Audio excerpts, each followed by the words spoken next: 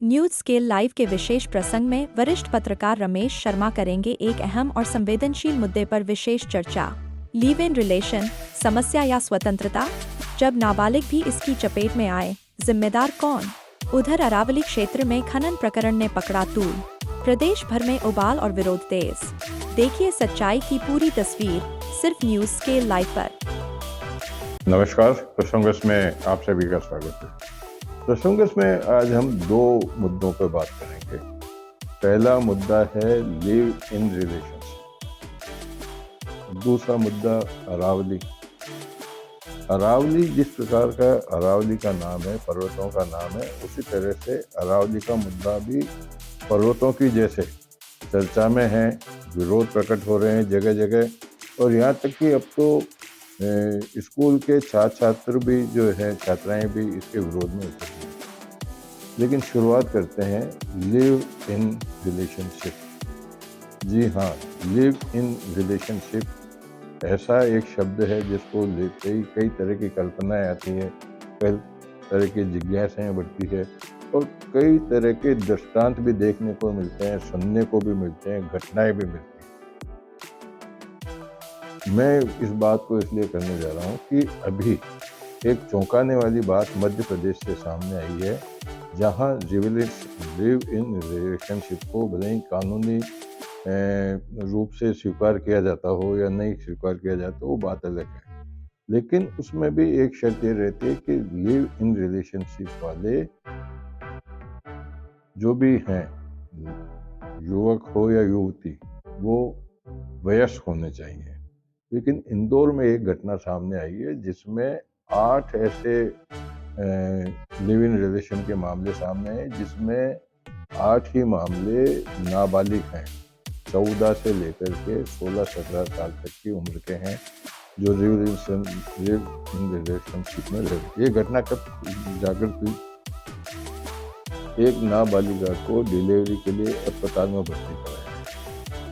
अस्पताल में भर्ती कराए जाने पर जब पूछताछ की गई तो बताया गया कि वो लिव इन रिलेशनशिप में कहाँ रह रही थी। जब उसकी जांच हुई तो जांच आगे बढ़ते जब चली तो इस तरह के 8 मामले सामने आए, जिसमें बाल विवाह विरोधी दस्ते ने कार्रवाई करके इस मामले को उजागर किया, जिसमें ये सारी चीज़ें सामने आई कि 8 नाबालिग बालक और बालिकाएं लिव इन रिलेशन में रह रहे थे।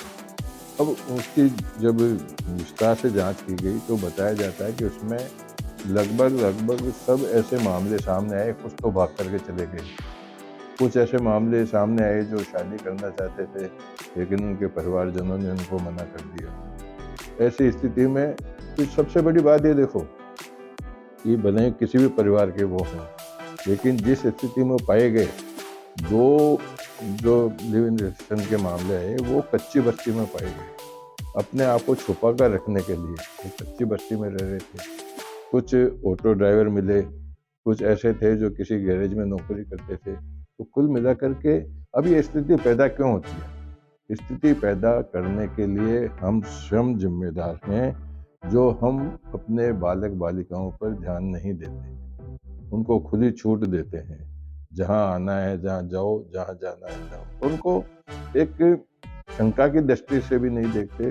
तो ये सब परिणाम आने वाले समय में दुखदायी हो सकते हैं। सवाल इस बात का भी है कि शादी परंपरागत तरीके से होनी चाहिए, सब कुछ बात है, लेकिन अगर जब इस तरह की घटनाएं आती है, आज ही एक मामला सामने आया जहाँ नागौर जिले में एक युवक और युवती जो प्रेम बंधन में बंधे हुए थे, उनको परिवार वालों ने जब शादी नहीं करने की बात कही तो उनके दोनों के पेड़ पर दोनों के शव एक साथ लटके हुए मिले। अब इधर कुआ इधर खाई। अगर आपने उनकी बात नहीं मानी तो इस तरह के दृष्टांत, और अगर बात मान लेते हैं तो समाज में इस बात की चीज़ें हैं। लेकिन उनकी ज़िंदगी के लिए इनको ये देखना ज़रूरी है।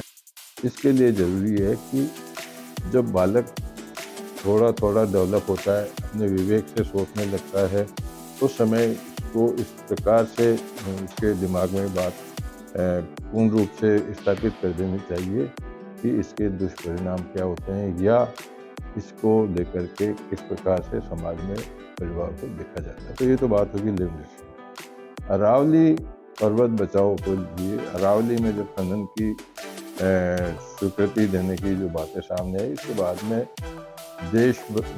पूरे प्रदेश में विरोध प्रदर्शन जारी है, विशेष रूप से विपक्ष द्वारा किया जाता है। हकीकत यह है कि पर्यावरण को बचाने के लिए पर्वत ही एकमात्र जो बड़े साधन हैं, उनमें से पर्वत की भी जो रक्षा किया जाना, उनको सुरक्षित रखा जाना एक बहुत बड़ी बात होती है। पर्वत ही पर्यावरण को शुद्ध और एकदम से पूर्ण रूप से व्यवस्थित रखता है।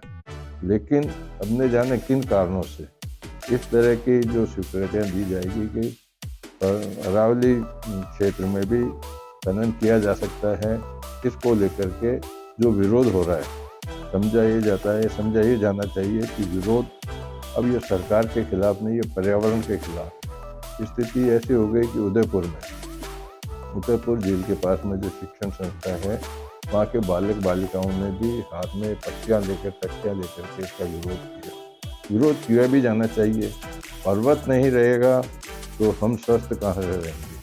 जो प्राकृतिक चीज़ें हैं, वो प्राकृतिक चीज़ें कहाँ से होगी? जंगल में कोई पेड़ लगाता है तो रोज़ उसको पानी तो सींचने नहीं जाता ना, लेकिन पर्वत से जो पानी गिरेगा वो उसको विकसित करेगा, पर्यावरण को सुरक्षित रखेगा।